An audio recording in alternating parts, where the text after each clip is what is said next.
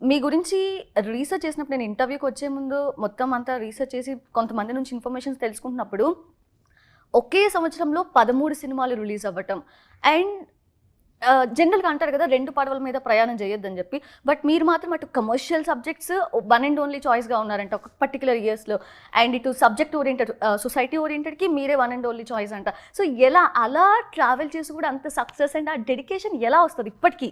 అంటే సంవత్సరానికి 17 ఫిల్మ్స్, రోజుకి 6 షిఫ్ట్స్, 6 షిఫ్ట్లు. నాకు నిద్ర ఉండేది కాదు అసలు.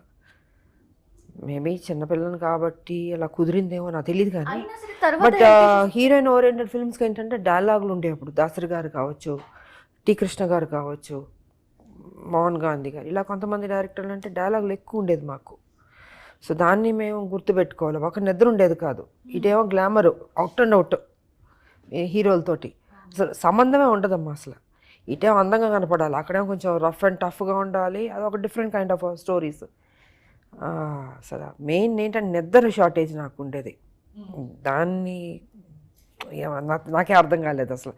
ఏదో మొత్తానికి చేసేదాన్ని నేను. అలాగా ఒక్క సంవత్సరం కాదు, కొన్ని సంవత్సరాలు అలాగా ఆ డిమాండ్ ఉన్నప్పుడు ఏం చేయాలి, తప్పదు కదా, మనం మెయింటైన్ చేయాలి, కష్టపడాలి. మీరైతే చాలా హెల్దీగానే ఉన్నారు అప్పటి నుంచి, ఎటువంటి హెల్త్ ప్రాబ్లమ్స్ లేకుండా. బట్ కొంచెం నాలో ఏంటంటే అమ్మా, ఎక్కడ తగ్గకూడదు అనుకుంటాను నేను. ఎక్కడ తగ్గకూడదు. హీరోలకి సమానం, మనం చెయ్యాలి, సాధించాలి అని ఆ కసి. అది సినిమాలు కావచ్చు, పొలిటికల్ కావచ్చు. నాకు రిలాక్స్ అయిపోకూడదు, ఏదో జీవితంలో సాధించాలని ఒక తపన ఉంటుంది నాలో. కొత్తదనం తీసుకురావాలి సినిమాల్లో, రాజకీయాలు, ఏదో మంచి చేయాలి ప్రజలకి. ఇలా రెండిట్లోనూ నా మైండ్ ఎప్పుడు వేడిగా ఉంటుంది లోపల. అంటే ఒక బడబాగ్నిలాగా మండుతూ ఉంటుంది నాకు. అసలు ఎక్కడ కూల్ అవ్వదు నా బ్రెయిన్. నిరంతరం పని చేయాలి.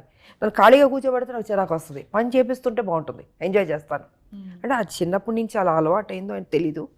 సో నాకు పని అంటే నాకు ఇష్టం. అది నాకు ఓపిక ఉన్నంత వరకు నేను మ్యాక్సిమం పని చేస్తాను. అంటే నా బాడీ సహకరించే వరకు.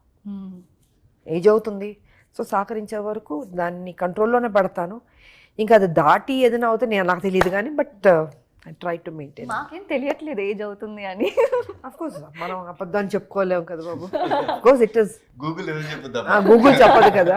అంటే జనరల్గా హీరోయిన్లు అంటే ఏజ్ దాసేస్తారంటారు. బట్ గూగుల్లో ఉంది, పొలిటికల్లో ఉన్నప్పుడు అది ఎలా మేము దాయగలుగుతాం? ఇట్స్ ఓపెన్ కదా. అది ఉన్నప్పుడు ఉన్న వాస్తవాలు మనం మాట్లాడుకోవాలి కదా. సో అది